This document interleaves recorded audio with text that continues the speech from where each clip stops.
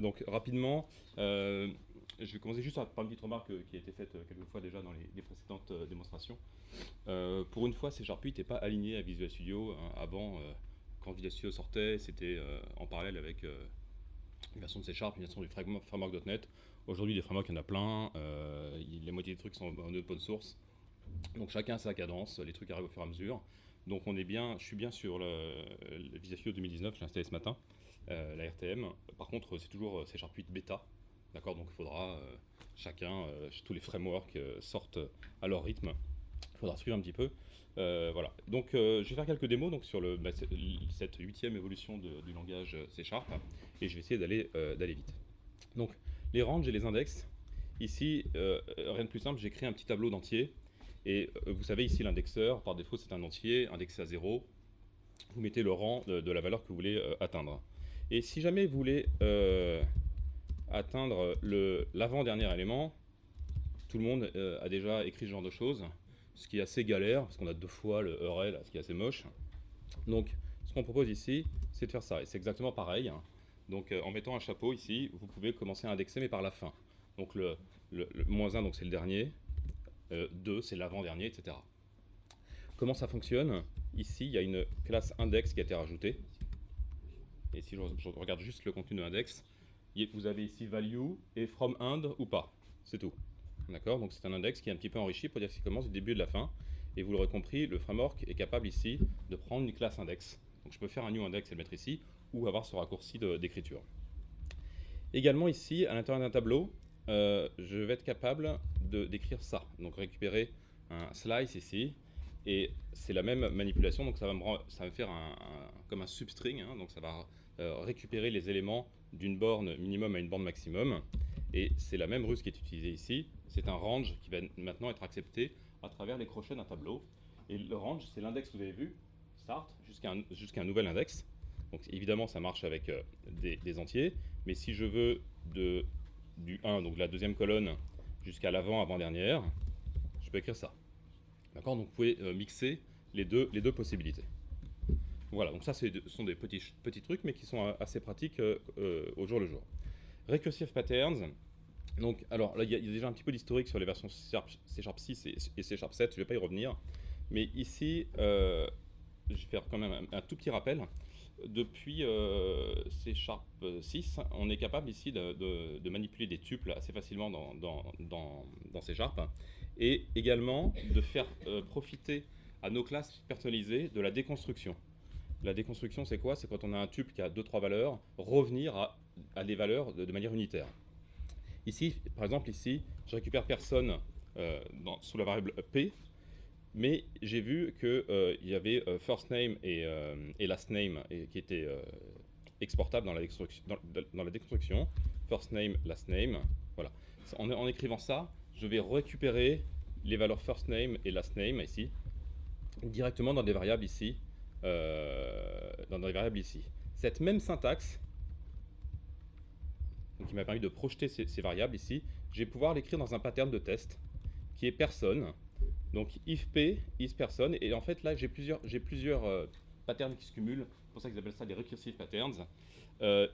If p is person, déjà c'est un premier test, est-ce qu'il est de ce type là? Personne ici, vous verrez tout à l'heure, j'ai fait une petite hiérarchie professeur et student qui dérive de personne, peu importe, en tout cas je ne passerai ici que si le type p est de type personne, et ensuite ici si le first name, j'ai mis discard ici le underscore, donc j'ignore le test sur cet élément, et je peux spécifier un nom. Donc là, c'est quoi mon test ici? Je ne vais pas faire de is et de has. Si je me retrouve ici, c'est que P est de type personne, le prénom on s'en fout, et que le nom c'est Foruta. Donc voilà, c'est une combinaison de ce genre de pattern. Et puis ici, un autre pattern donc, qui arrive avec C# 8 ici, la possibilité d'aller matcher en égalité les propriétés qui sont en lecture de la classe personne.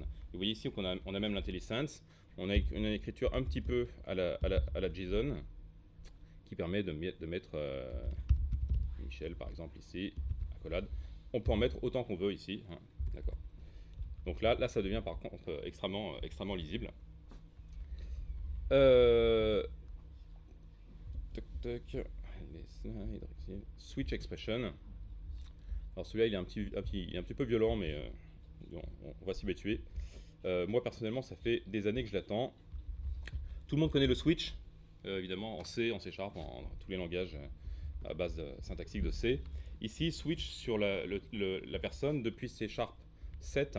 On a la possibilité ici de projeter directement le test sur un type. Donc, vous l'avez vu, un person et student, ici, évidemment, dérive de personne, professeur, pardon. Et je peux tester et projeter dans une variable ici le test. Donc, encore une fois, ça sert à la fois de is et de as. C'est-à-dire que je ne rentre évidemment dans cette condition que si personne est de type professeur et j'ai une variable qui reprend cette valeur typée, pf, sur laquelle j'ai l'intelligence de ma classe. D'accord? Ça, on l'avait déjà dans C Sharp 7. Et on pouvait même rajouter des tests, when, pf, machin, est supérieur, etc. On peut également ici reprendre le pattern matching que je vous ai montré tout à l'heure, avec les mêmes tests. On peut faire aussi accolade avec les noms. Donc voilà, donc ça c'est nouveau avec C Sharp 8. Et la grosse nouveauté surtout, PF, c'est la possibilité d'avoir un autre opérateur switch qui est en fait une expression. Et le switch ici, donc là j'ai mis des returns, mais vous savez très bien qu'on peut mettre des breaks. C'est pas une instruction qui renvoie une valeur. Quelque part, il est void un petit peu dans son idée. Un petit peu comme si je comparais le if et l'opérateur ternaire point d'interrogation. Vous voyez ce que je veux dire? Le if, parfois, on se dit, tiens, j'aimerais bien récupérer la valeur du if si dans mes deux cas du if, j'avais des returns. Mais là, c'est un petit peu pareil avec le switch. Donc, on va le transformer. Donc, la transformation, elle a lieu comme ça. Mince, elle n'est pas aussi violente. Je vais enlever beaucoup de choses, mais pas à ce point. Switch. Donc, je mets la variable sur laquelle je veux tester le switch. Je garde les accolades. Le case, on n'en a plus besoin. Ici, on va mettre une lambda.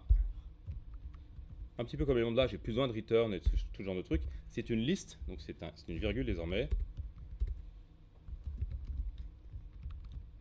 Voilà, donc on gère pas mal de trucs. Le default, encore une fois, c'est le underscore. Nul. Et voilà. Du coup, maintenant, ça devient une expression, c'est-à-dire que je peux l'évaluer.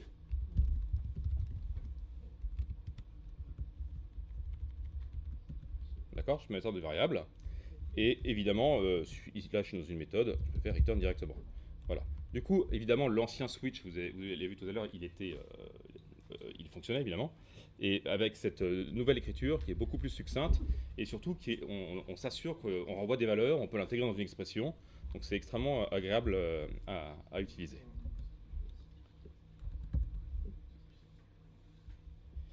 Alors, celui-là, il est assez troublant aussi. Je vous fais un petit exemple. Donc en .NET, depuis toujours, on a deux grandes familles de types. On a les value type et les reference type. Tout le monde voit ce que c'est? Un petit rappel, si je fais int i égale 12, je ne peux pas assigner nul à i. Pourquoi? Parce que c'est une structure. J'ai cru qu'il l'autorisait. Parce que c'est une structure, donc c'est pas un pointeur. Et si je fais une classe, évidemment, je pourrais lui affecter nul. Il y avait des stats qui ont été faites sur le framework .NET, sur plein de projets. Quand on le fait correctement, les premières lignes d'une méthode qui a un certain nombre de paramètres, ici, c'est le check des arguments. D'accord? Donc ça représente, c'était énormissime. Je me souviens, c'était 18 ou 20% de lignes de code. C'est le check des arguments, if machin n'est pas respecté, argument exception, machin, etc. 10, 15 fois, suivant tous les arguments possibles. Et très souvent, c'est la nullité qu'on teste. D'accord? Et également, en tête des exceptions qui sont soulevées, le nul reference exception. Je pense que là, tout le monde le connaît. On a beau se dire, non, mais là, c'est pas possible que ça arrive. Un jour, on se dit, tiens, il y a un nul qui a pété là. Bon. Et du coup, c'est beaucoup de code qui est fragilisé par cette exception. Et il n'y a pas 36 idées si on veut simplifier, enfin améliorer un petit peu la situation. C'est de créer un type qui n'accepte pas nul. Alors la référence, on voit tous ce que c'est. Ça garde tous ses avantages. Hein, si je la passe à une méthode, je ne passe que la taille de la référence, etc. Là, on parle juste de refuser qu'elle soit nulle. Tout le reste, c'est pareil, c'est une référence. Eh bien, on va pouvoir ici, donc il y a différents scopes, hein, j'ai pris le plus fin ici. Alors, je vais peut-être commencer par personne ici, pardon. Je l'ai mis ici pour tout le fichier, mais on peut encadrer des zones dans son projet. Et la classe personne ici, bénéficie donc de ce paramétrage. Et le type personne ne peut plus accepter de valeur nulle. Si vous écrivez personne P égale nul, alors pour le moment c'est un warning, hein, mais c'est déjà traçable en tout cas. Et par contre, moi, souvent dans mon code, fonctionnellement, je l'utilise le nul. D'accord? Imaginons, et c'est ce que je symbolisais ici, que je charge depuis une API, depuis la base de données, peu importe, je construis un objet personne. Et moi je me dis, ça se trouve, il n'est pas trouvable, cet objet, cet ID n'existe pas, etc. Et moi j'exploite nul. C'est-à-dire que moi, ma convention, c'est ma méthode load. S'il n'est pas trouvé pour l'ID qui est donné, je renvoie nul. S'il est trouvé, je renvoie new person. Donc tout le monde a écrit ce genre de code. Hein. Donc c'est ce que j'ai symbolisé ici dans ma petite méthode. Et bien désormais, du coup, personne, je ne peux pas renvoyer nul si l'ID n'est pas bon. Par contre, alors, je vais pouvoir faire un nullable de mon type référence qui est non nullable. D'accord? Alors, je peux quand même exploiter, et si on y réfléchit, donc déjà, ça résout ce problème de dire, mais moi, le nul, je l'exploite souvent, fonctionnellement, de manière volontaire. Donc, on va pouvoir continuer à le faire en spécifiant, du coup, le load person. Regardez bien, il renvoie une personne, point d'interrogation. Donc, une personne qui est nullable. D'accord? Et d'ailleurs, je peux faire return de nul. Par contre, ici, je suis assez bas niveau dans mes couches. Je teste la nullité. Si result est nul, je n'ai pas trouvé. J'envoie un message, not found, machin, etc. C'est un autre truc. Par contre, s'il est non nul, il y a tout le reste de mon code qui va travailler sur le type personne. D'accord? Donc j'ai symbolisé très grossièrement ici business logic, machin, etc. Register personne. Et ici, ce code-là, je lui mets personne et pas personne point d'interrogation. Et tout le reste du code, le print, le register, le machin, etc., ça n'a aucun sens de passer nul.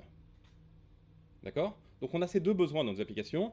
Et du coup, là, c'est extrêmement agréable de ne pas avoir à checker. J'ai pas à checker. Je fais P point. Un réflexe qui nous fait souvent un peu peur. Non, ça ne peut pas être nul. D'accord?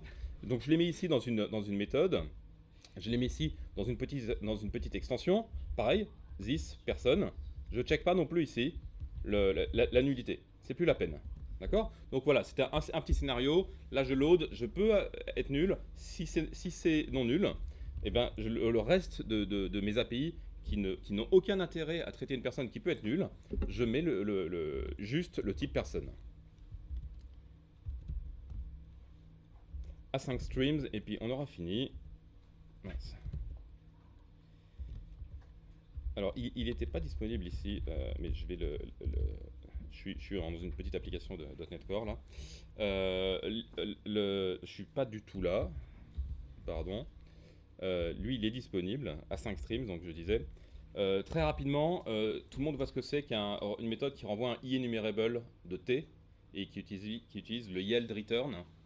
À ce moment-là, quand vous faites ce genre de méthode, le compilateur C# fait un boulot assez particulier. Il implémente un énumérateur, donc un curseur avec un move next, etc. Donc le code qui est généré ressemble très peu à ce qu'on a écrit. Et tout le monde voit ce que c'est qu'un task. Et quand on a un await dans une méthode qui est à 5, là aussi, la méthode qui va être compilée ne ressemble pas du tout à celle qu'on a écrite. Il y a un moteur qui est implémenté, un moteur à état. Et aujourd'hui, jusqu'à aujourd'hui, on ne pouvait pas mixer les deux. C'est-à-dire qu'on ne pouvait pas faire de méthode de type A5 dans lequel il y ait des yields. On pouvait essayer de le simuler avec un enumerable de task, de T, mais on n'arrive pas tout à fait au même résultat. Donc désormais, on aura la possibilité maintenant d'implémenter un IA5 enumerable, de faire de l'await quelconque, et de faire un yield return de la valeur. D'accord? Et comment on va le consommer, ce truc? Donc au fur et à mesure, à chaque itération, c'est pas un await global une fois que toute la boucle est passée. Hein. Ici, on va faire un await for each sur mon getValues. Et le getValues, donc c'est plus un enumerable. Hein. D'ailleurs, il ne dérive pas de enumerable d'ailleurs. Et ici, il va récupérer À chaque move next, en fait, il va awaiter le move next pour attendre de manière asynchrone la valeur suivante. D'accord? Et ici, on va se retrouver, donc la nature est à 5 ici. On va récupérer l'élément V et sans même manipuler de task. Hein. Donc voilà ce que propose le async enumerable. Et le dernier petit point ici, que bon, c'est une démo très très simple hein, ici, c'est les méthodes par défaut dans une interface. Donc ça ne marche pas encore ici. Mais dans une interface, évidemment, c'est creux, il n'y a pas d'implémentation. Toutes les méthodes qui implémentent une interface doivent implémenter l'ensemble du contrat. Et ici, vous avez la possibilité de mettre une implémentation par défaut. Ça veut dire quoi? C'est-à-dire que les classes qui implémentent cette interface pourront se passer de cette implémentation. Ça donnera un comportement par défaut.